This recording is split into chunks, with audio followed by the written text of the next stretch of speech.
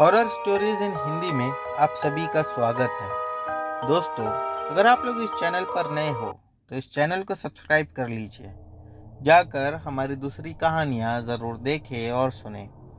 आप लोगों को बहुत मज़ा आएगा। साथ ही साथ डिस्क्रिप्शन बॉक्स में हमारा व्हाट्सएप का नंबर है और इंस्टाग्राम का लिंक है। अगर आप में से कोई हमें अपनी कहानियाँ भेजना चाहता है तो उस लिंक पर क्लिक करके हमें अपनी कहानियाँ भेज सकता है। चलिए बढ़ते हैं हमारी आज की कहानियों की ओर। दोस्तों, हमारी आज की कहानी दीक्षित की है। चलिए इनकी कहानी शुरू करते हैं। दीक्षित तो वैसे एक टैक्सी ड्राइवर था जो मुंबई में टैक्सी चलाने का काम करता था। वो मुंबई की गलियों से लेके मुंबई को जुड़ने वाले सभी हाईवे तक हर जगह अपनी टैक्सी लेकर जाया करता था। जहाँ की भी सवारी मिलती वो वहाँ पहुँच जाता।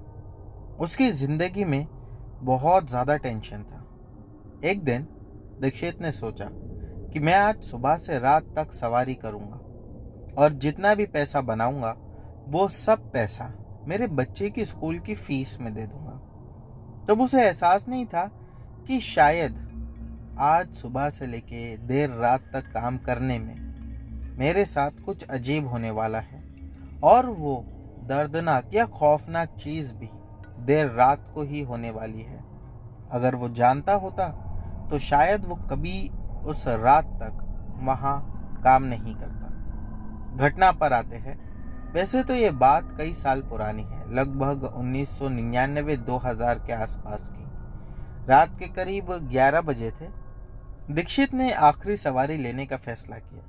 मन ही मन सोचने लगा कि बस आज सुबह 6 बजे से मैं टैक्सी लेकर निकला हूँ और अब रात के 11 बज गए। इसे छोड़कर मैं अपने घर चला जाऊंगा। उसे वो जो सवारी मिली थी वो एक वीरान सड़क के किनारे एक आदमी दिखाई दिया था जिसने हाथ देकर उसे रोकने का इशारा किया। उस आदमी ने सफेद कपड़े पहने हुए थे जो कि हर जगह से कटे फटे थे और उसने जो नीचे पैंट पहनी हुई थी वो काफी मैली थी। देखकर ये भी समझ में आ रहा था कि पैंट पहनकर शायद ये आदमी किसी कीचड़ में भी गिरा हो। लेकिन उसके हाथ दिखाने के इशारे पर दीक्षित ने गाड़ी को रोक दिया। उसने देखा कि उसकी आंखें बिल्कुल चमक रही थी। दीक्षित ने जब गाड़ी रोका तो दीक्षित आउटर मुंबई में था। उसे पता था कि घर पहुंचने में भी मुझे 1.5 से 2 घंटा लगने वाला है। फिर भी वो उस आखिरी सवारी को ले लिया और इस उम्मीद में लिया कि शायद ये आखिरी सवारी मुझे मेरे घर की ही तरफ छोड़ने के लिए कहेगी। लेकिन वो सवारी ने बैठते साथ उससे कहा कि भाई मुझे आगे गांव है वहां जाना है। दीक्षित कहने लगा कि नहीं, समय तो काफी ज्यादा हो गया है। मैंने सोचा था कि आप शायद मेरे घर की ओर ही जाने मुझसे कहोगे, लेकिन यहाँ से आगे और जाना ठीक नहीं है क्योंकि मुझे वापसी में भी बहुत ज्यादा समय लग जाएगा। लेकिन दोबारा उसने फिर से कहा कि भाई मुझे आगे गांव तक जाना है। उसने सेम बात दोहराई और इस बार उसकी आवाज कुछ ज्यादा ही आकर्षित थी। दीक्षित का यह भी कहना था कि वो आवाज सुनते ही ऐसा लगा कि मुझ पर वशीकरण हो गया है। मैंने पता नहीं कैसे ही हाँ कर दिया। जब वो गाड़ी में आकर बैठा तो उसने फिर से तीसरी बार यही बात की कि भाई मुझे वहां आगे गांव तक छोड़ देंगे। दीक्षित मन ही मन सोचने लगा कि गाड़ी में तो बैठ चुका है, फिर से ये वही बात क्यों दोहरा रहा है। लेकिन हाँ, तीसरी बार जब उसने गाड़ी में बैठकर ये बात बोली तब उसकी आवाज गूंजने लगी। दीक्षित ने थोड़ा झिझकते हुए कहा कि ठीक है ठीक है, और दीक्षित गाड़ी लेकर वहां से आगे बढ़ा। रास्ते में दीक्षित को अजीब सी ठंड महसूस होने लगी जबकि बाहर का मौसम नॉर्मल था। वह आदमी अब बिल्कुल चुपचाप बैठा था और उसकी जो शरीर या उसका जो चेहरे की हालत थी वो बहुत अजीब सी लगने लगी थी। यानी कि गाड़ी में बैठने के समय वो इतना डरावना और अजीब नहीं लग रहा था जितना गाड़ी में बैठ जाने के बाद हुआ। जब वो गांव या वो डेस्टिनेशन करीब आया तो दीक्षित ने पीछे मुड़कर देखा और पाया कि गाड़ी खाली थी। गाड़ी में कोई नहीं था। वो एकदम से सुन्न रह गया। उसने तुरंत गाड़ी रोकी और इधर उधर देखने लगा। लेकिन कोई नहीं था।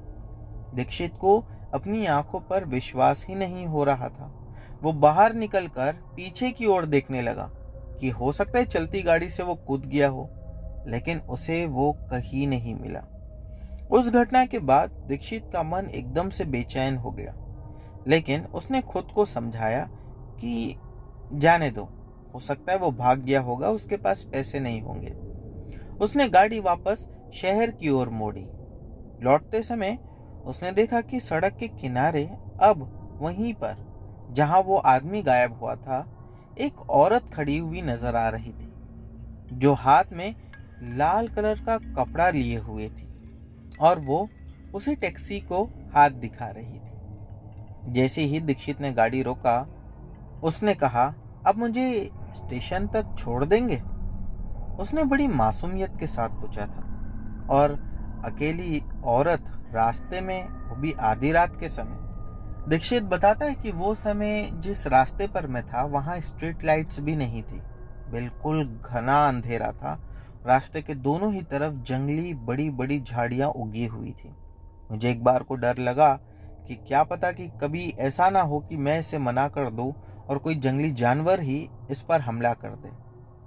दीक्षित का यह भी कहना था कि स्टेशन के लिए उस रास्ते को पार करके दाई ओर मुड़ना था और मुझे शहर के लिए बाई ओर मुड़ना था। फिर भी मैंने उसे बिठा लिया। लेकिन जैसे ही महिला बैठी, उसने दोबारा वही सवाल पूछा, मुझे स्टेशन तक छोड़ देंगे? दीक्षित को समझ में नहीं आया।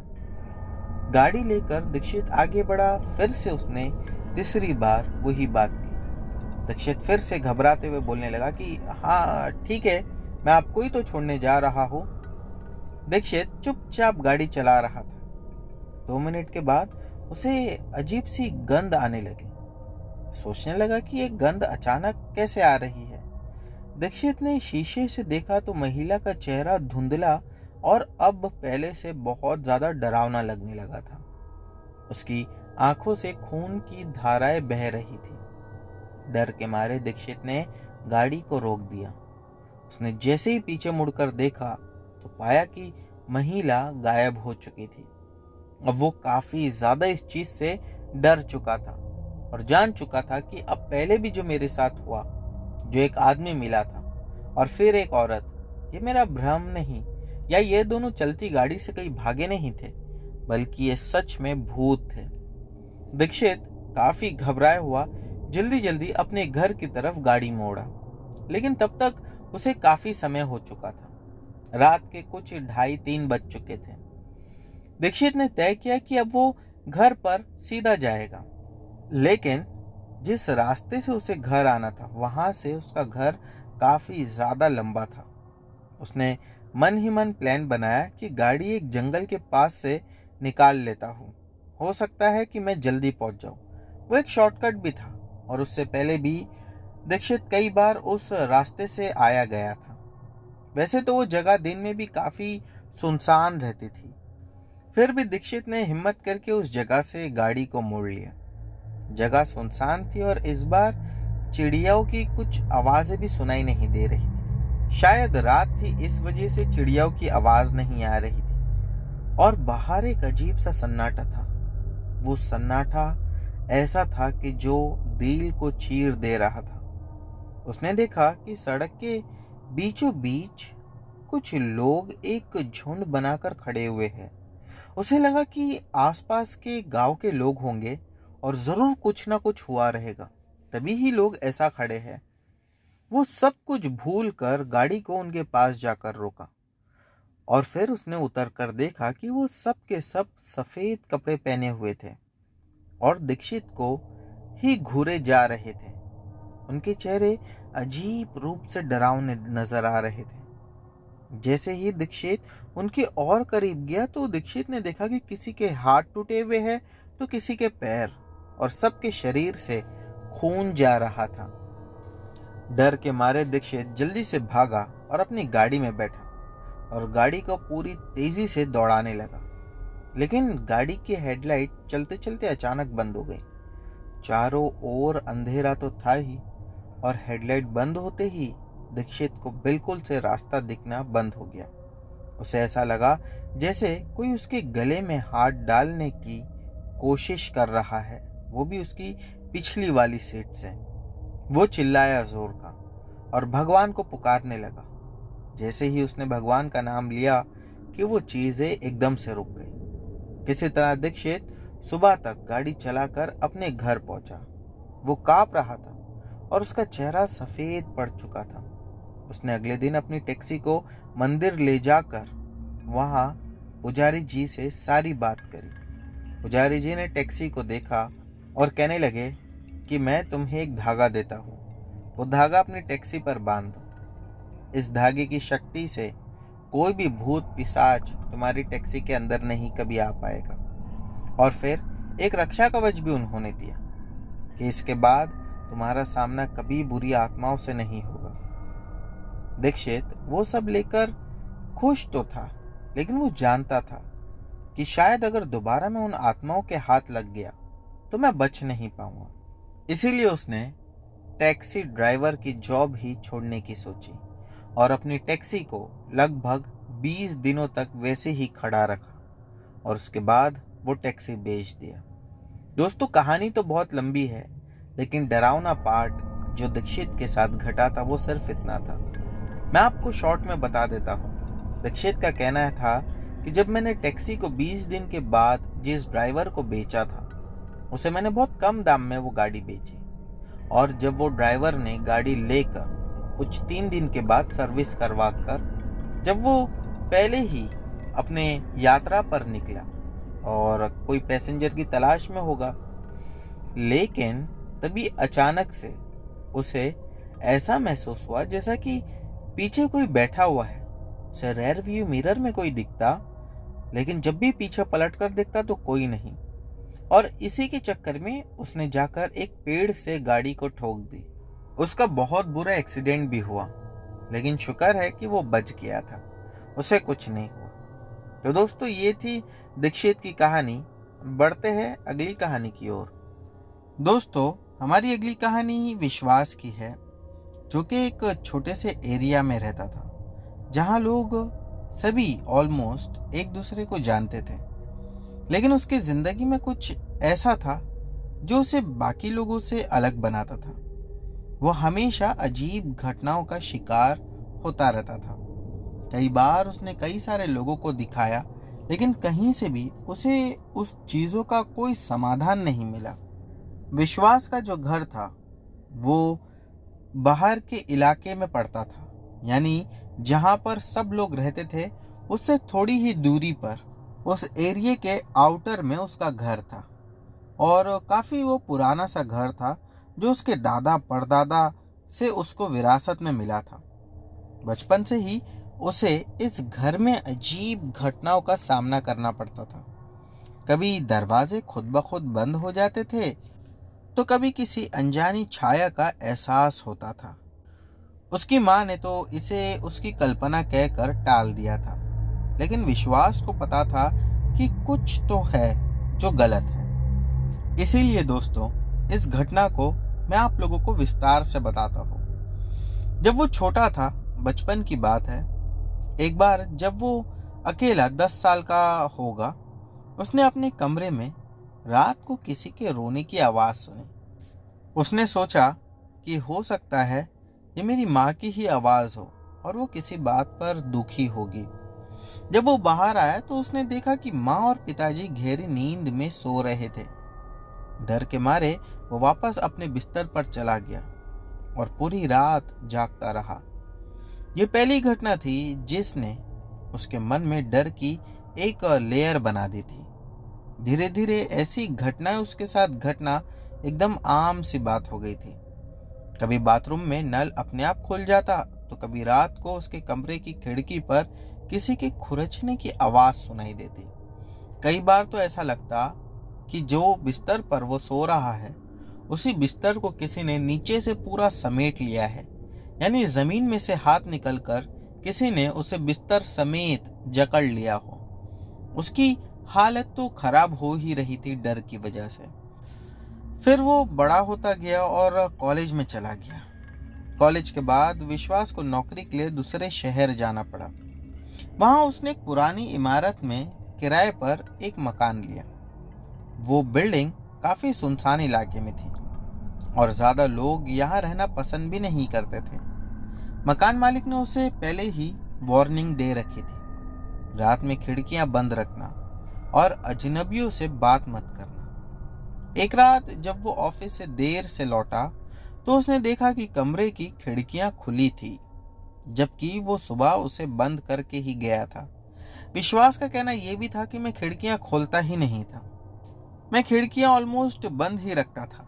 सिर्फ जिस दिन मेरी छुट्टी होती थी वही दिन मैं खिड़कियां खोलता, और वो भी शाम के 5 बजे से पहले पहले बंद कर लेता। उसे अच्छे से याद था कि उसने सुबह में खिड़की को बंद करके गया था, लेकिन जब खिड़की को खोला पाया तो उसने इसे हवा का असर मानकर अनदेखा कर दिया।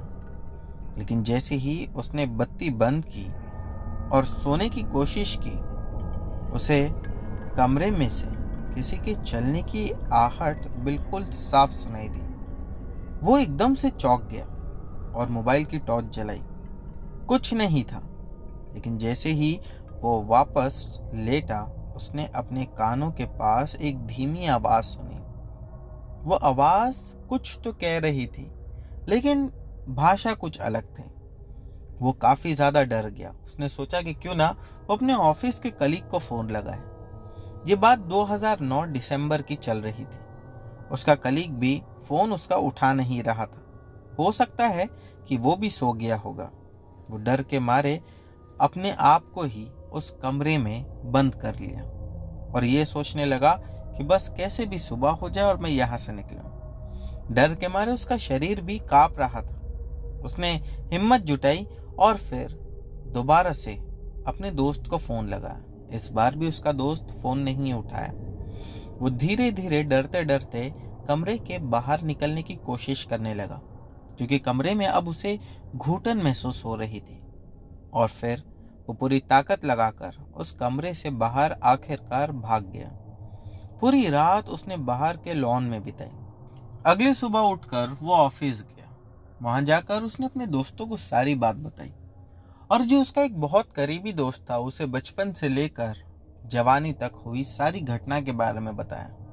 दोस्त ने कहा कि ये सब नॉर्मल सी बात है, ऐसा होता रहता है, इसे इग्नोर किया कर। विश्वास का कहना था कि मुझे एक बार को उसकी बात सुन के लगा कि ये सब नॉर्मल है, तो मुझे भी इग्नोर करना चाहिए और हो सकता है ये सभी के साथ होता होगा। लेकिन जो मेरा एक दूसरा दोस्त था, जब मैंने उसे ये सारी बात बताई तो उसने कहा ये नॉर्मल नहीं है और तू पागल है। इससे साफ ये बात समझ में आती है कि कोई शक्ति है जो तेरे पीछे पड़ी है और मुझे लगता है कि वो तुझे कभी ना कभी चोट पहुंचाएगी। विश्वास बहुत टेंशन में था और उसके दोस्त ने उससे कहा था कि आज रात में तू अपने एक बार फ्लैट पर जाकर देख, तुझे कैसा लगता है। वो अपने फ्लैट पर आया और जब रात के समय कुछ 12 बजे थे कि उसने फिर से वही रोने की आवाज सुनी और उसने अब अपनी आंखों से देखा जिस खिड़कियों को उसने लॉक किया था कड़ी लगाकर, अपने आप वो खिड़कियों की कड़ी खुली। ऐसा लगा कि कोई अदृश्य व्यक्ति ने उस खिड़की को खोल दिया हो, और खिड़की खुलने के बाद एक ठंडी हवा का झोंका खिड़की से बाहर अपने साथ एक गंध भी लेकर आया। वो गंध इतनी बुरी उसे लग रही थी कि वो अब सांस नहीं ले पा रहा था उस गंध की वजह से। उसने इस बार बाहर भागने की हिम्मत की तो ऐसा लगा कि किसी ने बिस्तर पर ही उसके हाथ पैर पकड़ लिए, जैसा कि उसे बचपन में लगता था। फिर भी वो हिम्मत करके वहां से भागकर निकल गया। अब उसने मन बना लिया था कि अब ये नौकरी भी छोड़ दूंगा और अपने घर भी चला जाऊंगा। वो नौकरी छोड़कर वापस अपने गांव या अपने इलाके में लौट गया। उसे लगा कि शायद अब वो सुरक्षित है, लेकिन असली डर ने उसका इंतजार नहीं किया था। एक रात जब वो अपने दादा के पुराने कमरे में था, उसने दरवाजे पर दस्तक सुनी। जब उसने दरवाजा खोला तो कोई नहीं था, लेकिन कमरे में वापस आते ही उसने देखा कि शीशे में एक और परछाई खड़ी हुई नजर आ रही है। वो परछाई किसी महिला की थी, जिसके बाल बिखरे हुए थे और चेहरा डरावना। उसके हाथों में एक मटका था जो कि लाल और काले रंग के कपड़े से बंधा हुआ था। और जैसे ही उसने पीछे मुड़कर देखा तो वहां कोई नहीं था, पर अब भी वो परछाई उस शीशे में बिल्कुल साफ साफ नजर आ रही थी। उसने अपनी आंखें डर के मारे बंद कर ली, लेकिन उस परछाई की ठंडी सांसें उसने महसूस की। वो जोर से चिल्लाया और दौड़कर घर से बाहर निकल गया। अब उसे लगने लगा कि शायद ये सारी चीजें मेरे मौत के साथ ही खत्म होगी। वो गांव में अपने जो एक बहुत ही अच्छे दोस्त से जाकर मिला और उसे सारी बात बताई। उसने उसे सलाह दी कि जाकर किसी अच्छे पुजारी जी को दिखा दे। विश्वास ने गांव के एक पुजारी जी को बुलवाया, जिसने बताया कि ये घर बुरी आत्माओं का ठिकाना है। पुजारी ने सुझाव दिया कि घर को छोड़कर कहीं और चला जाए, लेकिन विश्वास ने ठान लिया था कि वो इस डर से अब भागेगा नहीं। वो मन ही मन सोच रहा था कि बचपन से लेकर आज तक मैं इस डर से भागता हुआ आया हूँ। अगली रात पुजारी के साथ उसने मिलकर हवन शुरू किया। जैसे ही मंत्रों का उच्चारण शुरू किया, घर में तेज हवा चलने लगी। दरवाजे अपने आप धड़कने लगे। एक तेज चीख ने पूरे घर को कपा दिया था। पुजारी ने विश्वास से कहा कि शांत रहे, बिल्कुल भी इधर उधर उठकर भागना नहीं। लेकिन तभी कुछ अदृश्य ताकत ने पुजारी जी को उठाकर दीवार से पटक दिया। विश्वास ने अपने जीवन में इतना डर कभी महसूस नहीं किया था। उसने हिम्मत करके मंत्र दोहराने शुरू किए। अचानक से सब कुछ शांत हो गया। पुजारी ने कहा, यह आत्मा अब कुछ समय के लिए शांत हो जाएगी, लेकिन पूरी तरह मुक्त नहीं होगी। तुम्हें इस घर को छोड़ देना ही चाहिए। विश्वास ने वो घर कुछ समय तक और रखा और फिर उसने उस घर को एक आदमी को बेच दिया 2011 में, और दोबारा से उस घर को कभी भी पलट कर नहीं देखा। विश्वास बताता है कि जो घटना मेरे साथ उस शहर में घटी थी जब मैं नौकरी कर रहा था, तब पुजारी जी ने ये कहा था कि जो भी इस घर का मालिक होगा वह आत्माएं उसके साथ जरूर रहेगी। और शायद इसी वजह से जब मैं काफी छोटा ही था, कॉलेज में ही होऊंगा, तभी ही मेरे माता पिता की भी डेथ हो गई थी। अब वो आत्माएं मेरे पीछे थी। इसी वजह से मैंने उस घर को बेच दिया और फिर मैं जब शहर शिफ्ट हो गया तब मेरे साथ कभी भी ऐसा कुछ नहीं घटा। तो दोस्तों, ये थी विश्वास की कहानी। बढ़ते हैं अगली कहानी की ओर। दोस्तों, हमारी अगली कहानी समीर की है। चलिए इनकी कहानी शुरू करते हैं। इनकी कहानी कुछ अजीब है लेकिन बहुत मज़ेदार है। समीर जो था वो एक सीमेंट रेती की दुकान पर या गोडाउन पर काम किया करता था, और ये बात है 1998 के आसपास की। समीर जिस गोडाउन में रेती सीमेंट का काम किया करता था, एक दिन उस पर उन लोगों ने आरोप लगाया कि उसने गोडाउन से चोरी की है। हालांकि सच कुछ और ही था। समीर को काम से धक्के देकर निकाल दिया गया और उसकी 1 महीने की पूरी पगार भी उस मालिक ने उसे दिया ही नहीं। समीर इस बात से काफी ज्यादा परेशान था। घर पे बूढ़े माँ बाप, उसकी पत्नी और उसके 2 बच्चे। वैसे ही उसकी सैलरी काफी कम थी, और 1 महीना पूरा गुजर जाने के बाद आखिरी दिन पर उस पर चोरी का इल्जाम लगाकर उसे काम पर से निकाल देना, ये काफी अजीब था। 1 महीने से वो अपनी पुरानी पगार से गुजारा कर रहा था, और वो ये सोच रहा था कि आज पगार मिलेगी तो आज मैं अपने माता पिता की कुछ पैसा दवाइयों में खर्च करूंगा और कुछ पैसा मेरी पत्नी को दूंगा। लेकिन उसे क्या पता था कि उसके साथ कुछ ऐसा हो जाएगा। उसे काम से निकाल देने के बाद वो काफी परेशान हो गया। समझ में ही नहीं आया कि अब वो क्या करे।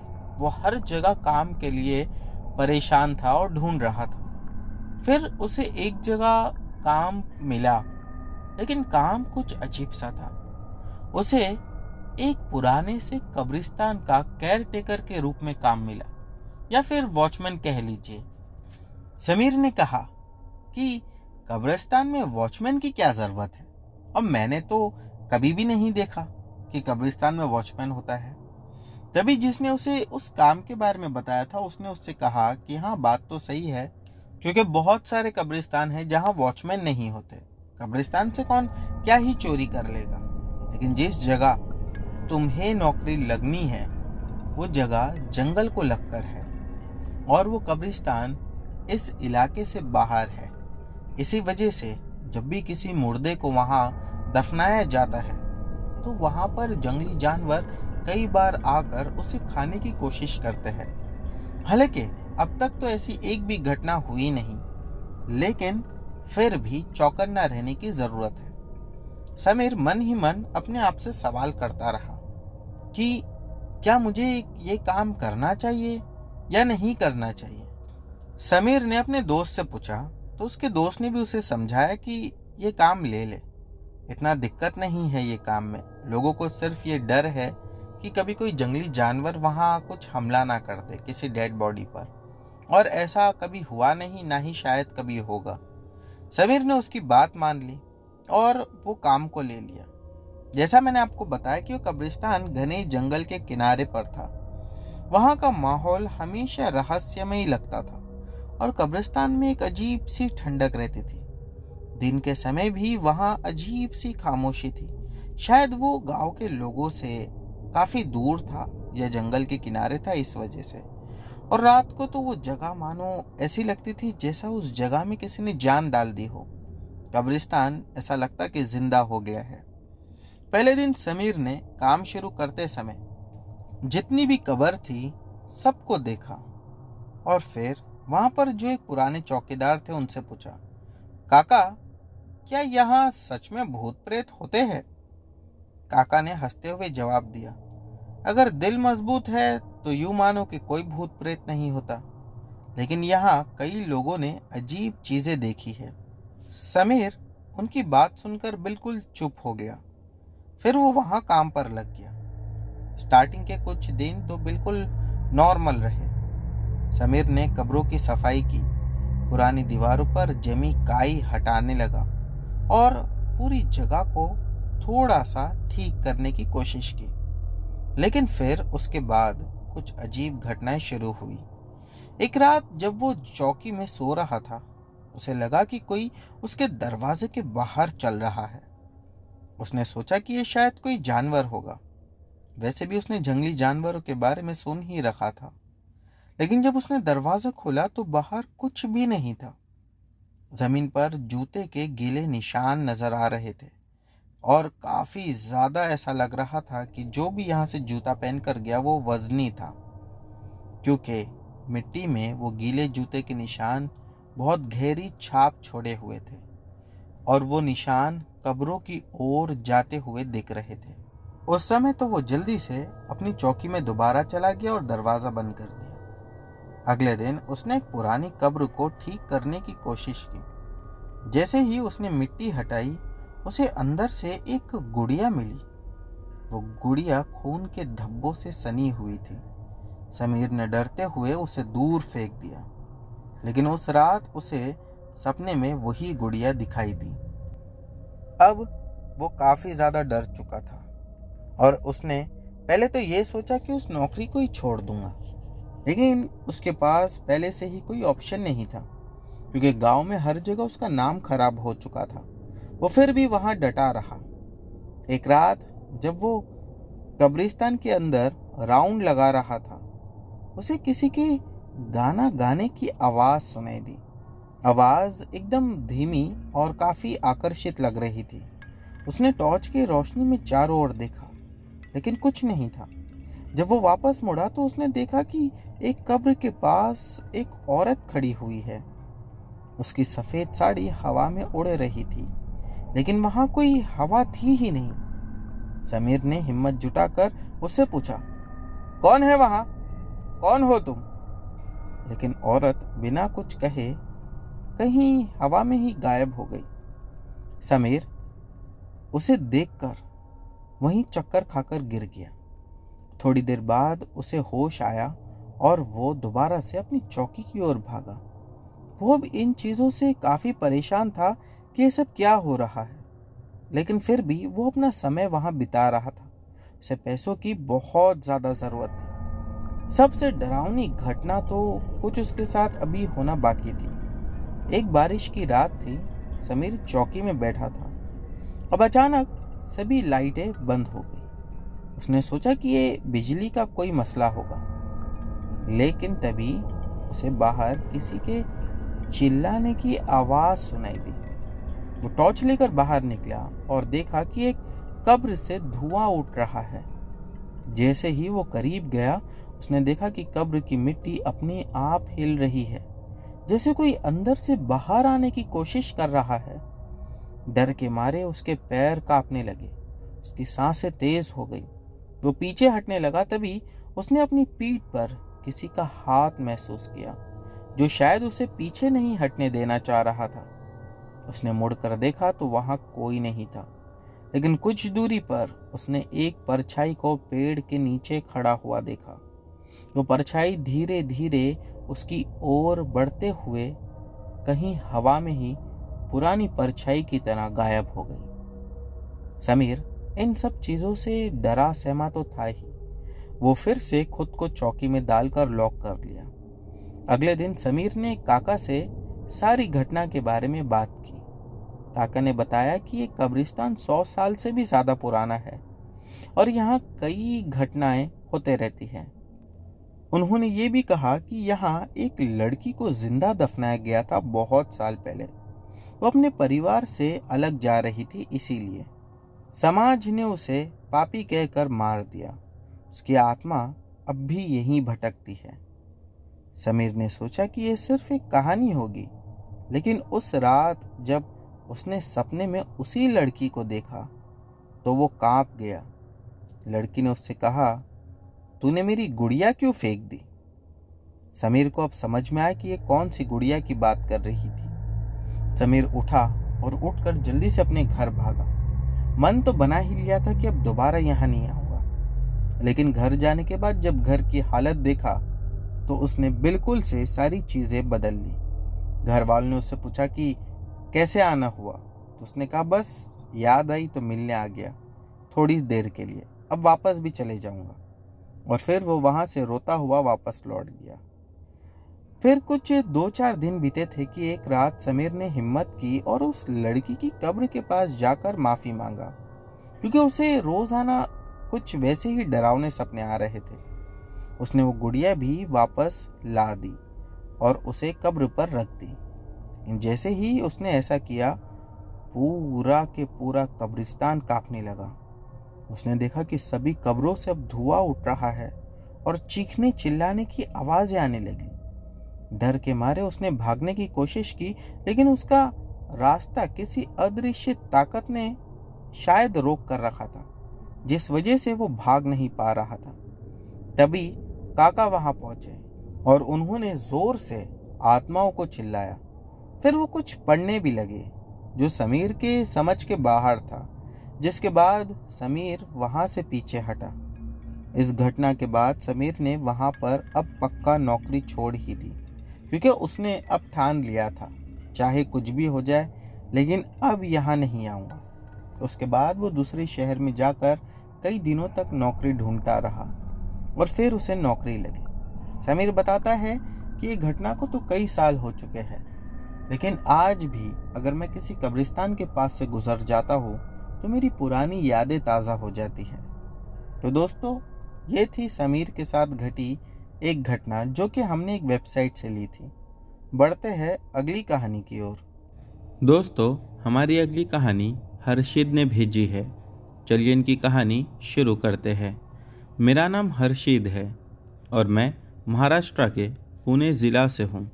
और ये कहानी जो मैं आपको बताने जा रहा हूँ, ये कहानी मेरे बुआ जी के साथ घटी थी।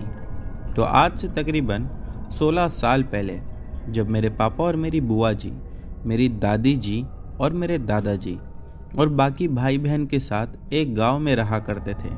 मैं गांव का तो नाम नहीं बता सकता हूँ। उस समय उस गांव का बाज़ार ट्यूसडे यानी कि मंगलवार को होता था। एक बार ऐसे ही बाज़ार को जाते समय मेरी दादी और मेरी बुआ जी बाज़ार के लिए निकले। बाहर निकले ही थे कि बारिश शुरू हो गई। तो मेरी दादी को याद आया कि बाहर कपड़े रखे थे, वो भी सूखने के लिए। तो मेरी दादी भागते हुए गई, पर मैं आपको बता दूं कि उस समय मेरी दादी की उम्र लगभग 40 से 45 की रही होगी। तो मेरी दादी को चलने और दौड़ने में कोई समस्या नहीं होती थी। खैर, कहानी पे आते हैं। तो मेरी दादी ने कहा मेरी बुआ जी को, तुम बाज़ार को जाओ, मैं कपड़े सुखा के आती हूँ। बाज़ार जाने में अगर देर हो गई तो सारी सब्जियाँ ख़त्म हो जाएगी। मेरी बुआ ने कहा, नहीं, तुम भी मेरे साथ चलो। मेरी दादी ने कहा, तुम जाओ, मैं आती हूँ। मेरी बुआ ने फिर कहा, ठीक है। मेरी बुआ शाम के 6 बजे निकल गई। उनके घर से बाज़ार की दूरी 4 से 5 किलोमीटर की थी। अक्सर दादी और बुआ बस से जाया करते थे। तो उस समय बुआ जी बस में बैठ गई। 5 मिनट बाद दादी नहीं आई तो बुआ को लगा कि दादी को कोई काम आ गया होगा। उस बस ड्राइवर ने भी बस स्टार्ट कर दी। 2 किलोमीटर जाने के बाद बस का टायर पंचर हो गया। पंचर ठीक करने में आधा घंटा निकल गया। फिर दोबारा से बस स्टार्ट हुई। उसके बाद बुआ बाज़ार में पहुंची, सारा सामान लिया और जब बुआ घर लौट रही थी तब उसी बस में आ रही थी। बस के कंडक्टर ने पूछा कि हो गई सारी बाज़ार की खरीदारी? तो मेरी बुआ जी ने कहा, हाँ, हो गई सब। मेरी दादी और बुआ जी अक्सर उसी बस से आया जाया करते थी तो उनकी जान पहचान भी हो चुकी थी। वापस लौटते समय देर हो चुकी थी, यानी कि रात हो चुकी थी। तो बुआ जी ने कंडक्टर से कहा, यहाँ से एक शॉर्टकट है, वहाँ से जाएंगे तो जल्दी पहुँचेंगे। कंडक्टर भी गांव का ही था। उसने कहा, ठीक है। तो उसने ड्राइवर से कहा कि शॉर्टकट ले लो। ड्राइवर ने कहा, वो रास्ता सही नहीं है। कंडक्टर ने पूछा, क्या है इस रास्ते पर? ड्राइवर ने कहा, वहाँ पर एक डायन रहती है और मैं वहाँ से कभी नहीं आता जाता। ये सुनकर कंडक्टर ने कहा, अरे यार, ये भूत वूत ये सब कुछ नहीं होते हैं। फिर बस को उसी शॉर्टकट वाले रास्ते से लेने लगे।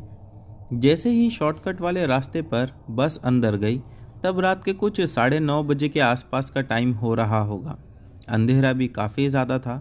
ड्राइवर ने अचानक ब्रेक लगाया तो कंडक्टर ने पूछा, क्या हुआ, ऐसा अचानक से ब्रेक क्यों लगाया?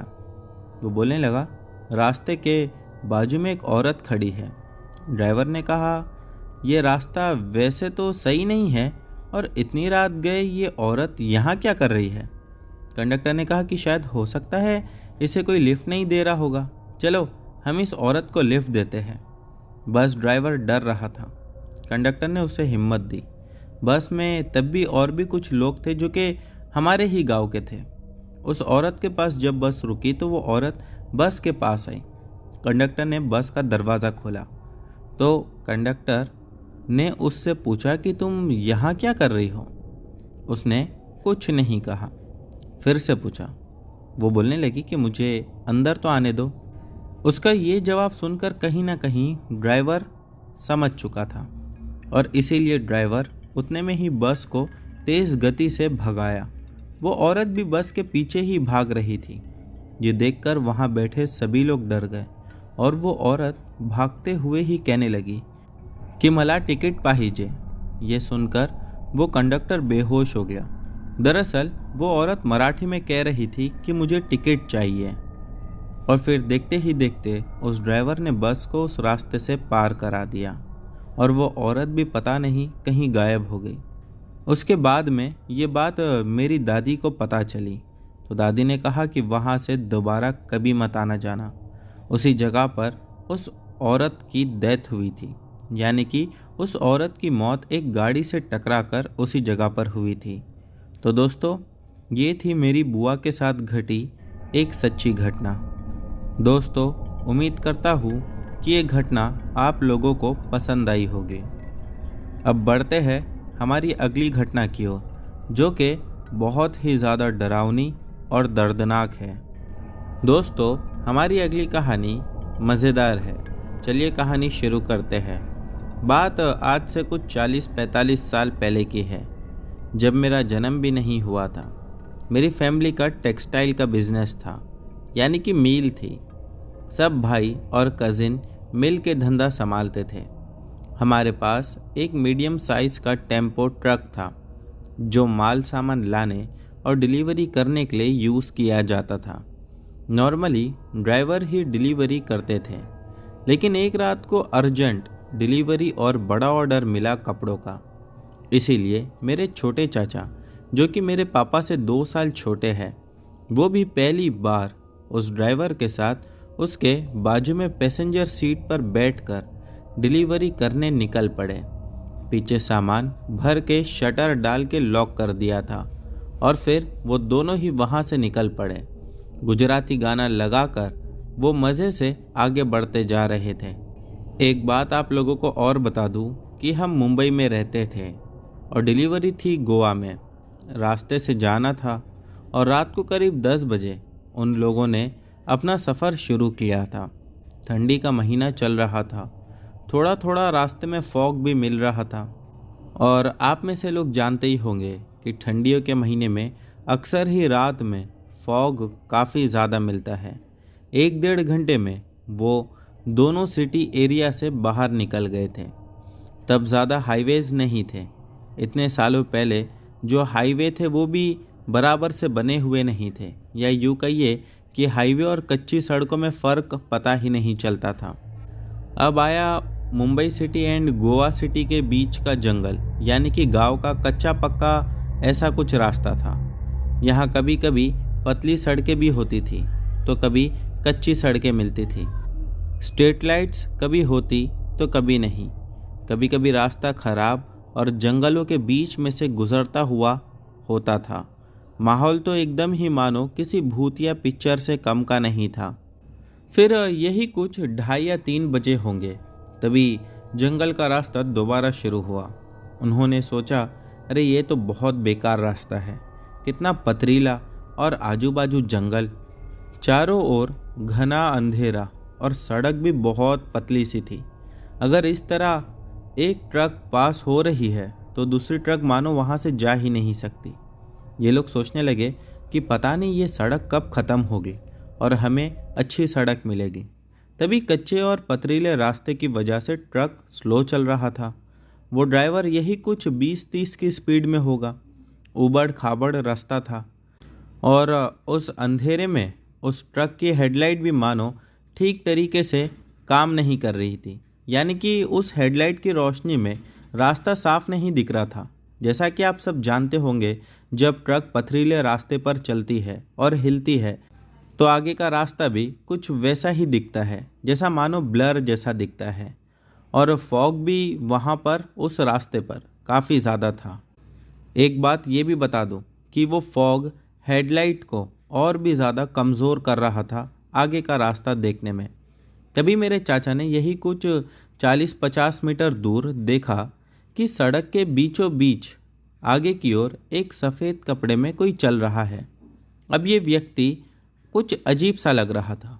ट्रक जिस दिशा में जा रही थी उसी दिशा में वो भी जा रहा था आगे आगे, यानी कि मेरे चाचा जो ड्राइविंग सीट के बाजू वाली सीट पर बैठे हुए थे, उन्हें वहाँ से बैठे हुए उस व्यक्ति की पीठ नज़र आ रही थी। मेरे चाचा ने सोचा कि यार इतनी रात को, यानी कि रात के 3 बजे कौन है ये जो इस घने जंगल में अकेला चल रहा है। फिर ट्रक थोड़ा और आगे बढ़ी तो उन्हें काले लंबे बाल भी दिखाई दिए जो सफ़ेद ड्रेस के आगे, यानी कि सफ़ेद ड्रेस के ऊपर क्लियरली दिखाई दे रहे थे। तो वो समझ गए कि ये कोई औरत है। फिर तब उन्हें ख्याल आया कि गांव का सुनसान रास्ता है, शायद ससुराल वालों ने इसे निकाल दिया हो। गांव में वैसे ही उस ज़माने में कुछ ऐसा ही होता था, या फिर ये कोई पागल हो, या फिर ये भी हो सकता है कि इसको कोई मदद की ज़रूरत हो।